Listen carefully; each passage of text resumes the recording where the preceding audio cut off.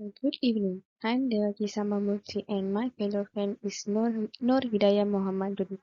Today we will like to present on case study on Great Depression. A Great Depression is a long and a severe regression in the economic of markets. The financial industrial slump of year 1929 and subsequent year. The Great Depression, which began in the United States in 1929 and spread worldwide, was the longest and most severe economic downturn in modern history. It was marked by steep decline in industrial production, in price, which is known as a deflation, mass unemployment, banking panics, and sharp increase in rates of creditors and homeless. The country's most vulnerable populations, such as children, the elderly, and the most subject to discrimination, like African Americans, were the hardest hit. Most white Africans felt entitled to what few jobs were available, leaving African Americans unable to find jobs in the job once considered they are dominant. Let me continue to more details.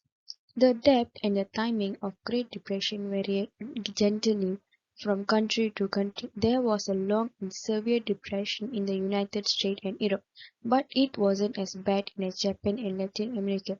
Due to American banks' sudden cancellation of all their international loans, Germany in Europe suffered the most, where unemployment increased dramatically as a direct of the crisis. Between 1929 to 1932, a real and unemployed but 20% unemployment increase from roughly nearly 1.5 million to over 6 million, and industrial production fell by more than 40%. What are the effects of Great Depression?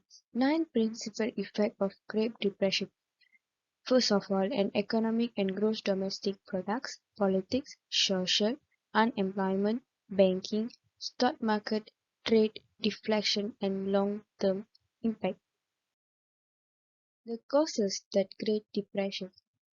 There are four factors played roles of verifying importance where, first of all, the stock market crash of 1929 shattered confidence in African economics, resulting in sharper reduction in spending and investment.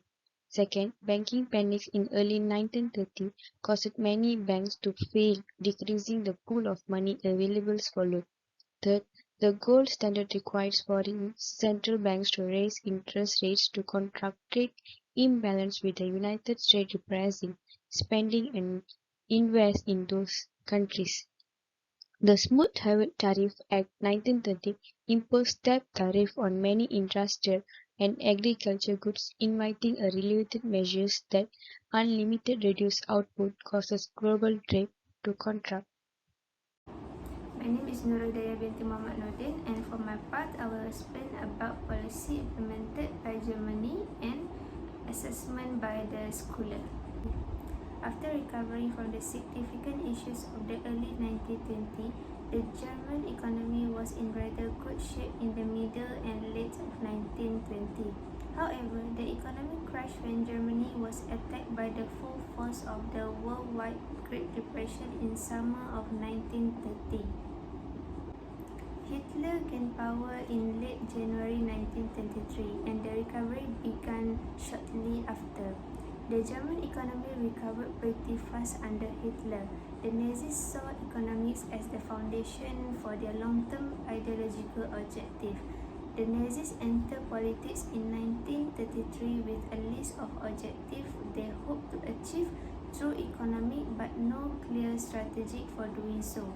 They aimed to bring forward economic stability, the reduction of unemployment, and autarky. The Nazis made an effort to remove any doubt among the business community in the early year after their election that they would radically change the economy. Instead, the Nazis made it clear that they focused achieving economic stability. Trade unions were banned and workers' hourly wages were frozen as their initial responses to this. First is State Investment Program. State Investment Program, first implemented by the Weimar Republic in 1931, and involving the spending of public funds on firms or projects were expanded and improved by the Nazis. It was thought that state investment will increase income and boost consumer demand, bringing Germany out of its economic depression. This approach allowed the Nazi state to slowly take control of industry, making it one of the characteristics of Nazi's economic. And second is work creation schemes. When elected, the Nazis had promised an end to unemployment, which stood at 6 million in 1933.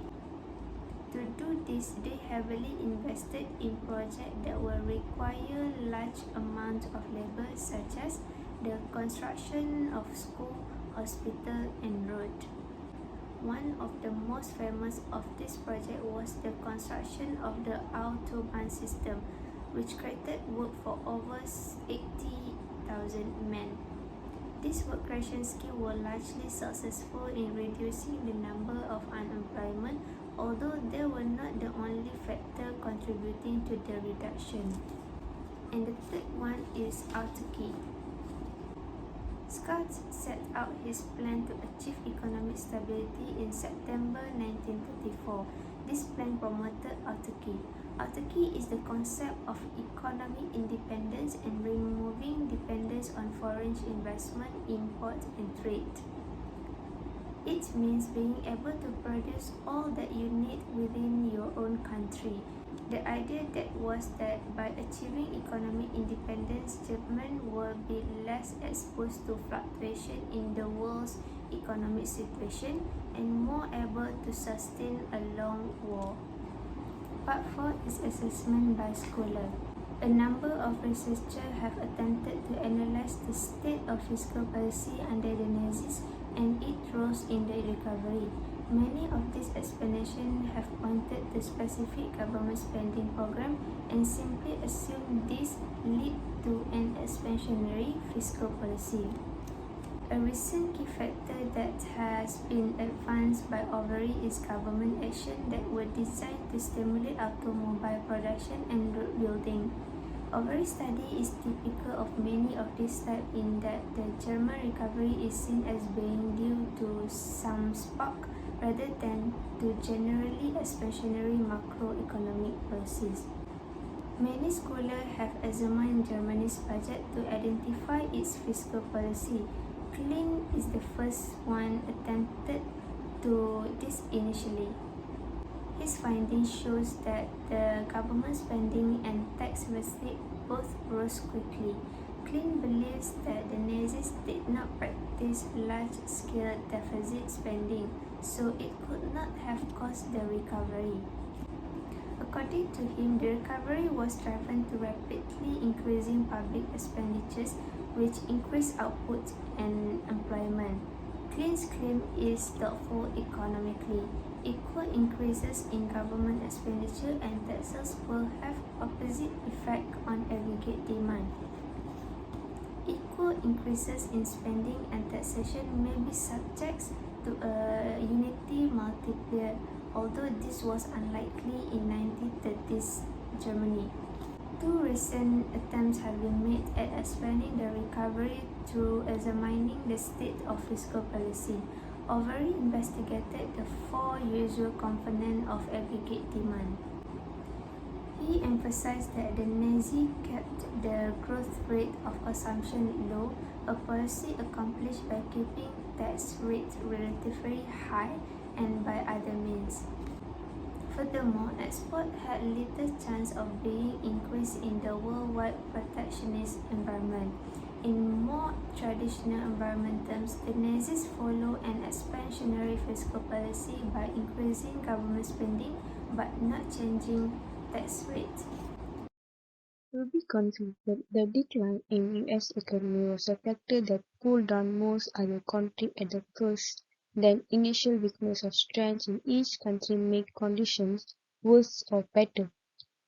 Attempts by individual countries to show out the economy through protectionist politics such as in the 1930s shoot shallow tariff and relative tariff on other countries Nazi policy resulted in a significant expansion of previous projects and helped the economy recover. First time since 1928, the high employment budget was expansionary in 1933. Uncertain how much credit expansionary fiscal policy deserved for fostering economic recovery in the early Nazi year, policy grew more expansionary. It increased aggregate demand by 1935 or 1936. Our conclusion will follow ovary theories. The Nazis' expansionary budgetary policy helped the economy recover, as he claimed. Contrary to ovary, it's believed that fiscal policy was not the only reason for the early recovery. That's all from us. Thank you.